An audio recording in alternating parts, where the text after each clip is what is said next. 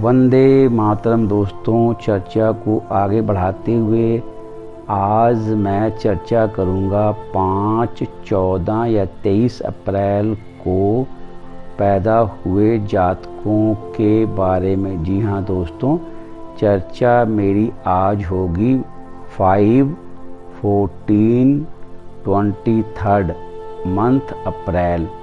उन जातकों के बारे में आज की चर्चा मैं करूंगा। इनके स्वभाव, इनकी आर्थिक स्थिति और इनके स्वास्थ्य के बारे में आज मेरी चर्चा होगी। जी हाँ दोस्तों,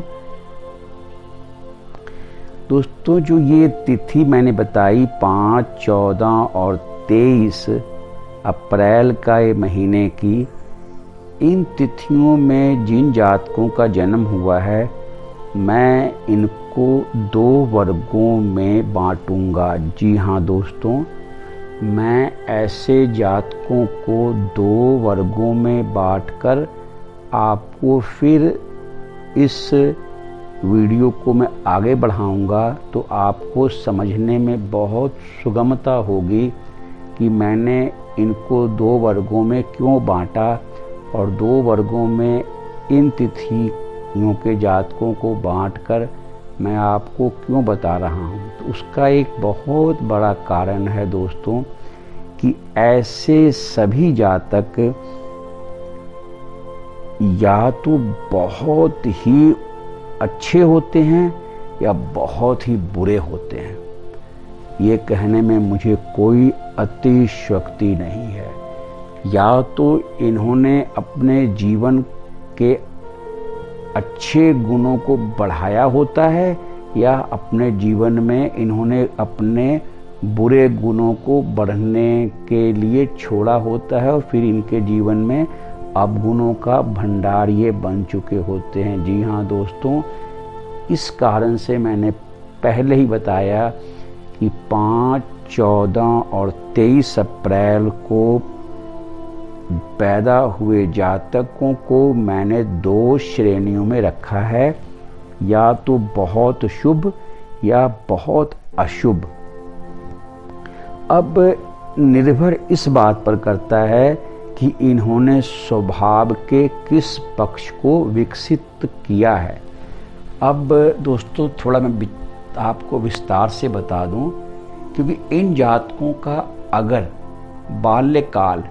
बाल्यकाल में गिनूंगा 14 से 15 वर्ष की अवस्था तक, अगर इनके पेरेंट्स ने इनके परवरिश पर अच्छा ध्यान दिया और उस वक्त तक इन्हें अच्छी साहित्य, अच्छा माहौल, धार्मिक सत्संग ज्ञान से ओत प्रोत इनका जीवन रखा, तो ऐसे जातकों का जितना भी अच्छे संस्कार हैं उनके वो बढ़ जाते हैं, वो जाग जाते हैं और जीवन परायण वो अच्छे गुणों से भरपूर बहुत सुंदर जातक होते हैं।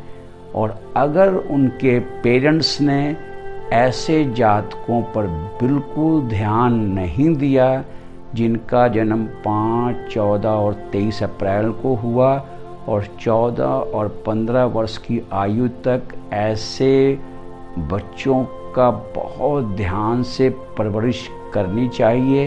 अगर उनकी परवरिश में त्रुटि रह गई और उन्हें आज़ाद छोड़ दिया गया, उनकी सोसाइटी पर ध्यान नहीं दिया गया, उनके मित्र मंडली पर ध्यान नहीं दिया गया, तो फिर उनके जीवन में वो त्रुटियां, वो कमियां रह जाती हैं जो जीवन परायण एंड लाइफ तक बनी रहती हैं। दोस्तों, इसको कहने में कोई अतिशयोक्ति नहीं है। इसलिए मैंने कहा कि मैं इस विषय को आगे बढ़ाने से पहले अच्छी तरह से आपको एक्सप्लेन कर दूं कि 5, 14 और 23 अप्रैल को पैदा लिए हुए सभी जातकों को मैं एक कैटेगरी में, एक वर्ग में नहीं रख सकता। ये हमेशा या तो बहुत अच्छे होते हैं या तो बहुत बुरे होते हैं। 2 वर्गों में ऐसे जातक आते हैं दोस्तों, 5, 14 और 23 अप्रैल के जातक। अब मैं चर्चा करूं कि एक चीज़ जो बहुत ये कॉमन होती है, अब ये देखना है, अब ये निर्णय आप पर मैं छोड़ूंगा कि अब आपने निर्णय लेना है कि आपके सामने अगर इस तिथि के जातक हैं तो वो किस वर्ग में आते हैं, ये निर्णय आपने लेना है। अब कुछ उनके मैं क्वालिटी गुण बता रहा हूँ और वो गुण किस तरफ उन्होंने विकसित किया है, अच्छे तरफ या बुरे तरफ, ये आपने अपनी बुद्धिमत्ता से देखना है। दोस्तों ये बहुत चतुर होते हैं, बुद्धिमान होते हैं, बहुमुखी प्रतिभा के धनी होते हैं। अब बुद्धिमानी किस तरफ इस्तेमाल करते हैं बुरे कामों में, ये आपने निर्णय करना है। चतुराई ये इस्तेमाल अच्छे कामों के लिए करते हैं कि बुरे कामों के लिए करते हैं। मैंने पहले बताया कि 2 वर्ग में ऐसे जातक आएंगे। अगर इन्होंने विचारों को सही दिशा दे रखी होगी तो फिर जीवन परायण ये अच्छे बने रहेंगे। अगर विचारों को इन्होंने गलत दिशा दे रखी होगी तो जीवन परायण इनकी सोच वैसी ही रहती है।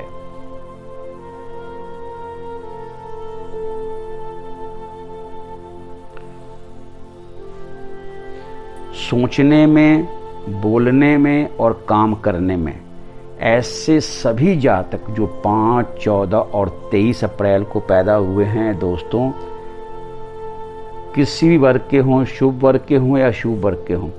2 वर्ग तो मैंने पहले बता दिया आपको कि इसमें 2 वर्ग होंगे। एक होगा शुभ वर्ग, अच्छी क्लास, एक होगी बुरी क्लास। 2 क्लास के इसमें जातक आएंगे, लेकिन अच्छे क्लास के हों या बुरे क्लास के हों। लेकिन जो मैं अब बता रहा हूँ ये प्रवृत्ति दोनों पर लागू होगी। वो क्या है? सोचने में और बोलने में और काम करने में अति शीघ्रता की प्रवृत्ति होगी।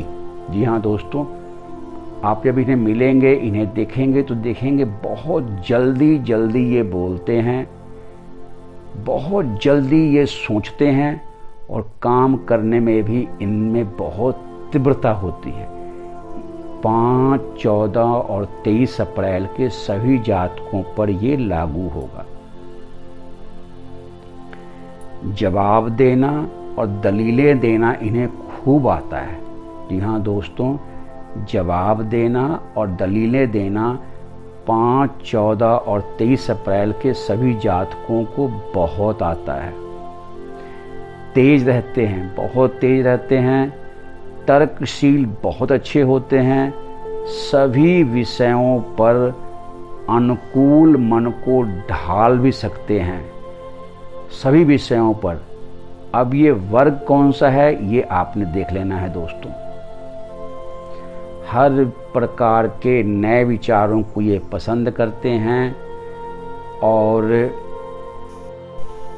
आंख मूंद कर परंपराओं का पालन ये कभी नहीं करते। वो जातक जिनका जन्म 5, 14 या 23 अप्रैल को दोस्तों हुआ है। अब दोस्तों मैं चर्चा इनके बुरे पक्ष वालों की थोड़ी कर देता हूँ कि उनमें क्या होगा, जिससे आप इन्हें पहचानना आपको आसान होगा कि ये बुरे पक्ष के हैं या अच्छे पक्ष के हैं। तो जिन्होंने अपने जीवन में अशुभ पक्ष को हावी होने दिया 14-15 वर्ष की आयु तक, तो जीवन प्रायः ही ऐसे ही बने रहते हैं। उसका सबसे बड़ा प्रमाण ये होगा कि इनके साथी जो होंगे वो भी बुरे होंगे। ये बहुत खर्च करने वाले ऐसे जातक होते हैं। धूम्रपान, जुआ, सट्टा, लॉटरी खेलने वाले, शराब पीने वाले और जुए की तरफ बहुत शीघ्र आकर्षित होते हैं। एक लंपट सा जीवन अगर कहें, ऐसे जैसे कोई आवारा बंदा होता है वो जिंदगी जीता है ना, ऐसी जिंदगी इन जातकों की होती है। इस तरह से आप इन्हें पहचान सकते हैं कि इनकी परवरिश 14 या 15 वर्ष की आयु तक सही ढंग से नहीं होने के कारण ऐसे जातकों ने या ऐसे जातकों का मानसिक अच्छा पक्ष नहीं उभर पाया, जिस कारण से इनका जीवन ऐसा बना हुआ है। यहाँ मैं इन जातकों को दोषी नहीं मानूंगा, इनके पेरेंट्स का कसूर मानूंगा, इनके माता पिता का कसूर मानूंगा।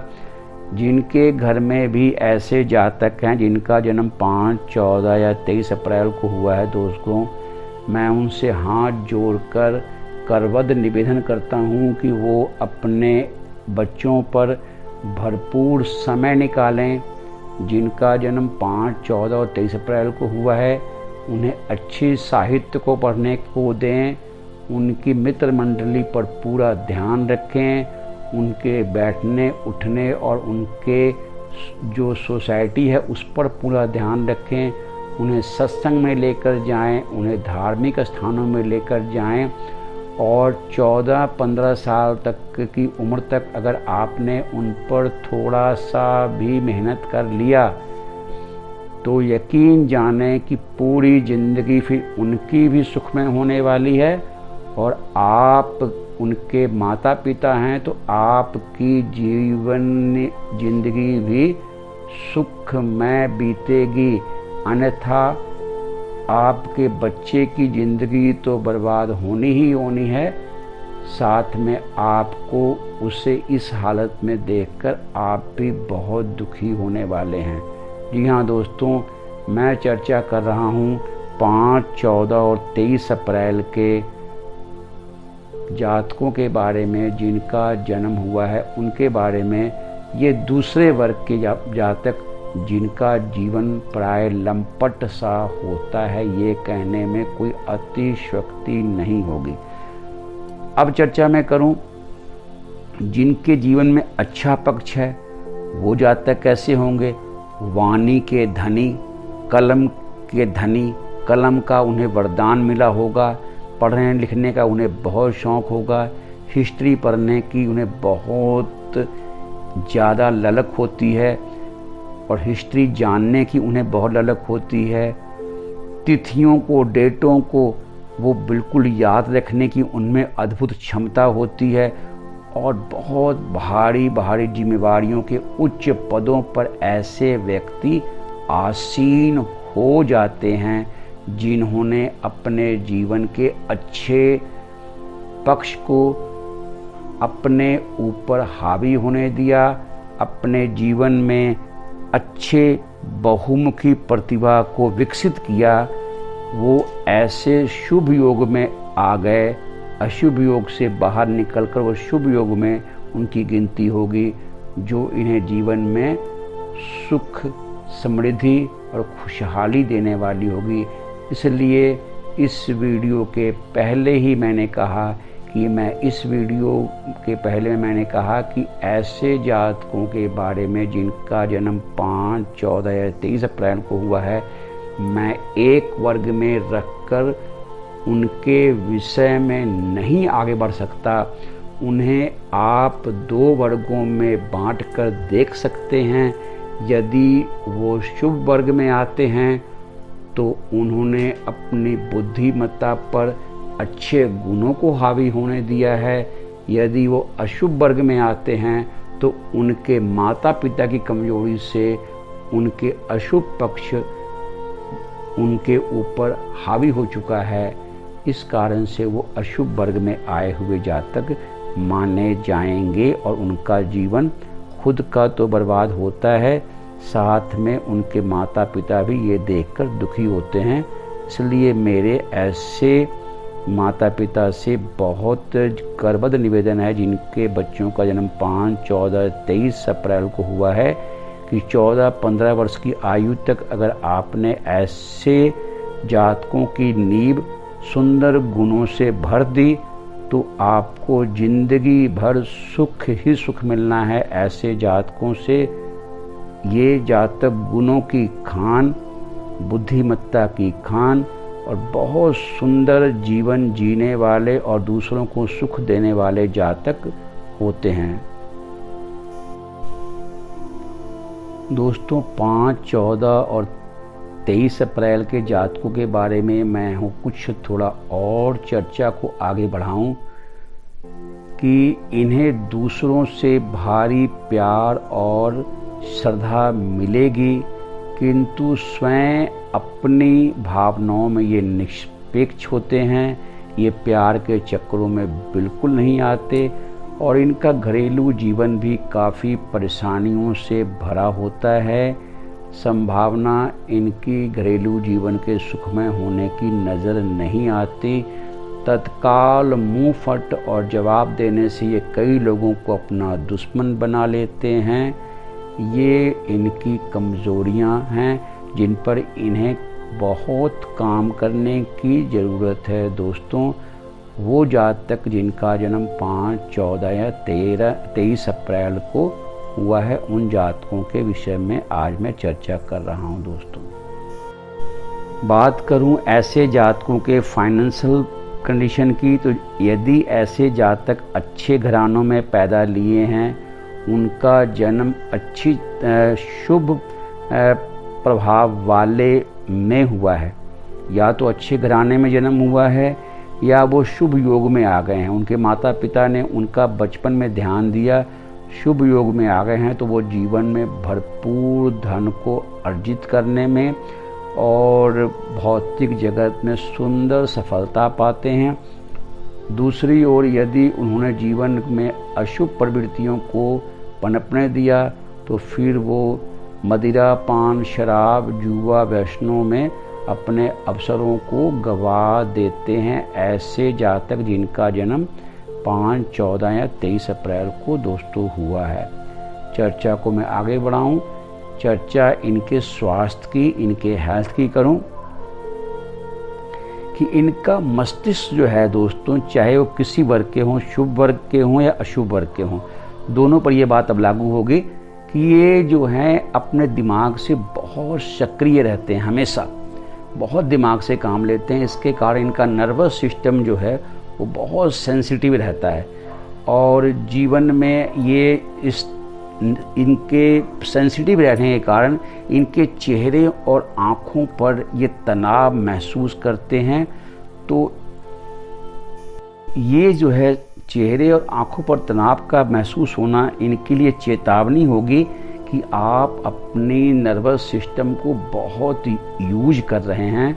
तो ये चेतावनी को आप समझें, नहीं तो आपको लीवर से संबंधित गड़बड़ियां होने की पूरी संभावना बन जाती है। दोस्तों, मैं बात कर रहा हूँ 5, 14 और 23 अप्रैल के जातकों के बारे में। दोस्तों, अब अंत में जैसा मैंने पहले कहा कि मैं चर्चा करूंगा इन जातकों के शुभ रंगों की, जो इनके जीवन में शुभता दे सकते हैं।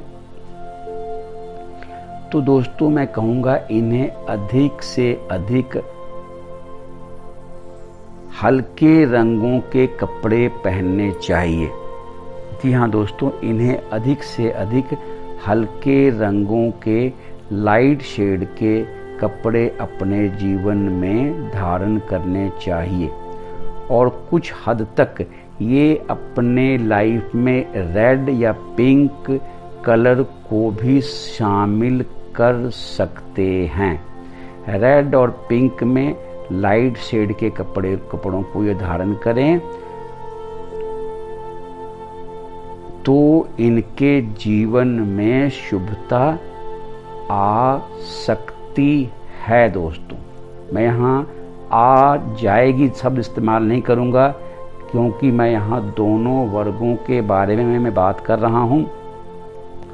तो जो शुभ वर्ग है उनके जीवन में तो शुभता आ जाएगी, लेकिन जो अशुभ वर्ग है उन्हें अपने लिए बहुत मेहनत करनी होगी।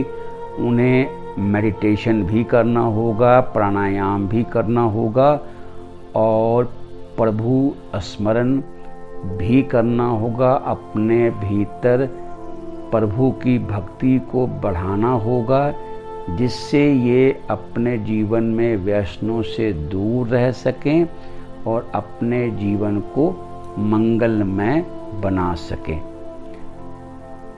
अच्छा दोस्तों, अच्छे कर्म करते रहें, अपने पुण्य कर्मों के खाते को बढ़ाते रहें। इसी शुभ मंगल कामना के साथ मैं अजीत मिलता हूँ आपसे अगले वीडियो में। तब तक के लिए वंदे मातरम।